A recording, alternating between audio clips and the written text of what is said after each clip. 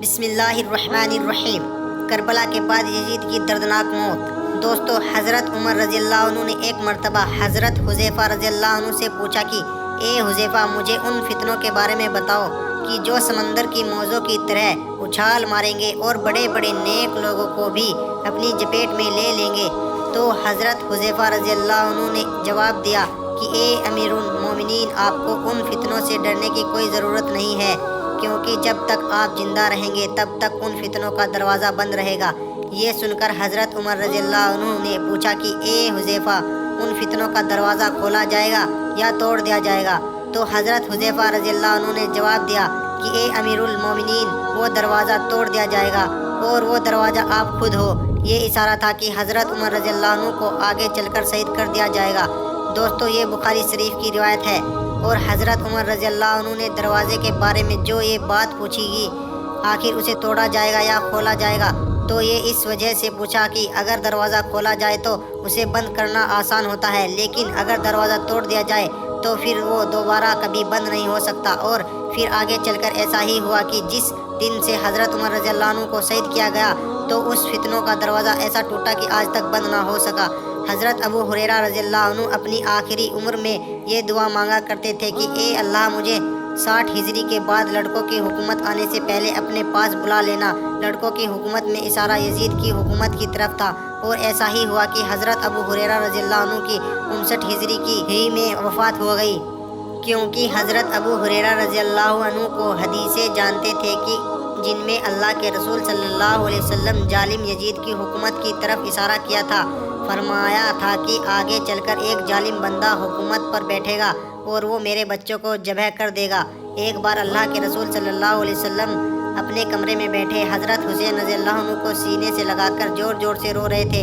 اتنی دیر میں حضرت ام سلمہ رضی اللہ عنہ کمرے میں آئی تو اللہ کے رسول صلی اللہ علیہ وسلم کی ایسی حالت دیکھ کر دل تڑپ اٹھا اور پوچھنے لگی کہ اے اللہ کے رسول، آپ کو کیا ہو گیا ہے؟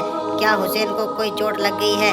تو اللہ کے رسول صلی اللہ علیہ وسلم نے فرمایا کہ نہیں، بلکہ ابھی میرے پاس ایک ایسا فرشتہ آیا تھا کہ جو آج سے پہلے کبھی زمین پر نہیں اترا۔ اس نے مجھے بتایا کہ یہ اللہ کے رسول آپ کے اس بچے حسین کو آپ کی امت ذبح کر دے گی۔ پھر اللہ کے رسول نے فرمایا کہ میں دیکھ رہا ہوں کہ ایک کالا کتا کی جس کے سینے پر سفید داغ ہے اور وہ میرے اس بچے حسین کا خون چاٹ رہا ہے۔ یہ اللہ کے رسول صلی اللہ علیہ وسلم نے سمر کی طرف اشارہ کیا تھا کہ جس نے کربلا کے میدان میں حضرت حسین کا سر کاٹ کر نیزے پر لٹکا دیا تھا۔ سمر کو سفید داغ کی بیماری تھی اور وہ رنگ سے کالا بھی تھا۔ سن 60 ہجری کے بعد یزید مسلمانوں کا بادشاہ بنا، حالانکہ وہ مسلمانوں کا بادشاہ بننے کے بالکل لائق نہیں تھا۔ اسلام میں حکومت کا طریقہ خلافت والا رکھا گیا ہے، ملوکیت والا نہیں۔ خلافت کا مطلب ہوتا ہے کہ ایک بادشاہ کی وفات کے بعد اگلا خلیفہ مسلمان خود ہی جس کو مناسب سمجھے اسے بنائے، اور ملوکیت کا مطلب ہوتا ہے کہ ایک بادشاہ اپنی وفات کے وقت اپنے ہی لڑکے کو اگلا خلیفہ بنا دے، اب وہ لڑکا چاہے خلیفہ بننے کے لائق ہو یا نہ ہو، جیسا کہ آج کل سعودی حکومت میں چلتا آ رہا ہے۔ سن 60 ہجری کے بعد جب حضرت معاویہ کی وفات ہوئی تو کچھ ایسا ہی منظر پیش آیا اور ان کا لڑکا یزید حکومت کا بادشاہ بن بیٹھا۔ حالانکہ اس وقت یزید سے کسی کو ذاتی نفرت نہیں تھی، بلکہ مسلمانوں نے اور حضرت حسین رضی اللہ عنہ نے جو یزید کے مخالفت کی تھی، اس کی سب سے بڑی وجہ یہ تھی کہ یزید کے مسلمانوں کے بادشاہ بننے کی کوئی بھی صفت موجود نہیں تھی۔ یہاں تک کہ جب مشہور صحابی حضرت عبداللہ بن حنظلہ رضی اللہ عنہ یزید کے دربار میں اس کا جائزہ لینے گئے تو واپس آ کر مدینہ والوں کو بتایا کہ یزید ایک عیاشی کرنے والا لڑکا ہے، وہ رات میں شراب پیتا ہے، مسلمانوں کا پیسہ حرام کاموں میں اڑاتا ہے اور لڑکیوں کا شوقین ہے۔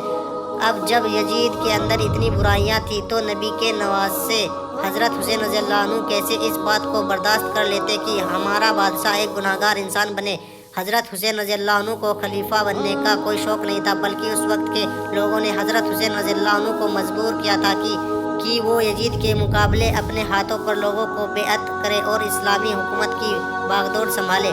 آخر لوگوں کے بہت زیادہ مطالبے پر جب حضرت حسین رضی اللہ عنہ مدینہ سے کوفہ شہر کی طرف نکلے تو یزید نے ایک بڑی فوج بھیج کر حضرت حسین رضی اللہ عنہ کو کربلا کے میدان میں بڑی بے دردی کے ساتھ شہید کر دیا اور تمام اہل بیت کی عورتوں کو قید کر کے اپنے دربار میں پیش کیا۔ یزید ان اہل بیت کی عورتوں کے ساتھ بھی کچھ برا سلوک شروع کرنا چاہتا تھا، لیکن حضرت زینب کے دل چیر دینے والے خطبوں نے یزید کے پورے محل کو ہلا کر رکھ دیا۔ اس لیے یزید نے ڈر کر تمام اہل بیت کی عورتوں کو جلدی سے مدینہ واپس رخصت کر دیا۔ حضرت زینب رضی اللہ عنہ جس وقت مدینہ پہنچی تو لوگوں کو کربلا کی داستان سنائی اور حضرت حسین رضی اللہ عنہ پر ہونے والے ظلم و ستم سے آگاہ کیا تو اسے سن کر سارے مدینہ والے یزید کے دشمن بن گئے۔ یزید نے حضرت زینب کو تو مدینہ سے نکلوا دیا، لیکن ان کی دلوں کو چیر دینے والی آواز نے لوگوں میں انقلاب برپا کر دیا تھا، اور پھر سن 63 ہجری میں سارے مدینہ والے یزید کے دشمن بن کر کھڑے ہو گئے اور عام اعلان کر دیا کہ ہم یزید کو اپنا بادشاہ ماننے سے انکار کرتے ہیں۔ یہ خبر جیسے ہی یزید کو پہنچی تو اس نے شام کی ایک بڑی فوج کو حکم دیا کہ جاؤ اور مدینہ والوں پر حملہ بولو، لیکن پہلے 3 دنوں تک انہیں سمجھانا، اگر وہ اپنی حرکت سے باز آ جاتے ہیں تو ٹھیک، ورنہ ان پر حملہ کر کے سبھی کو ختم کر دینا۔ اور ایک بات کا خیال رکھنا کہ حضرت حسین کے لڑکے زین العابدین کو کچھ بھی نہ کہنا، اگر وہ بات نہ مانے تو انہیں ان کے حال پر چھوڑ دینا۔ یہ پوری 12,000 کی فوج تھی۔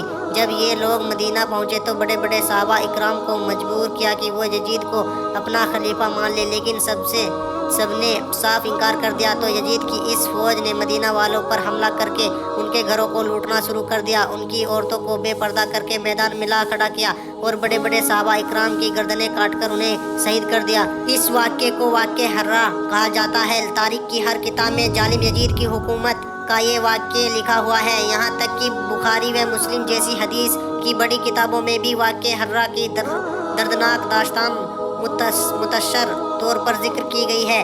اس جنگ میں یزید کی فوج نے بہت بے دردی کے ساتھ بڑے بڑے صحابہ اکرام کو شہید کیا، یہاں تک کہ ایک روایت کے مطابق پورے 10,000 مسلمانوں کو شہید کر دیا گیا تھا، جن میں کچھ ایسے صحابہ اکرام بھی تھے کہ جنہوں نے جنگ بدر جیسی عظیم جنگوں میں حصہ لیا تھا۔ ظالم یزید کی فوج نے ان بوڑھے صحابہ اکرام کو بھی نہ چھوڑا اور ان کا پاکیزہ خون گردنیں کاٹ کر سڑکوں پر بہا دیا۔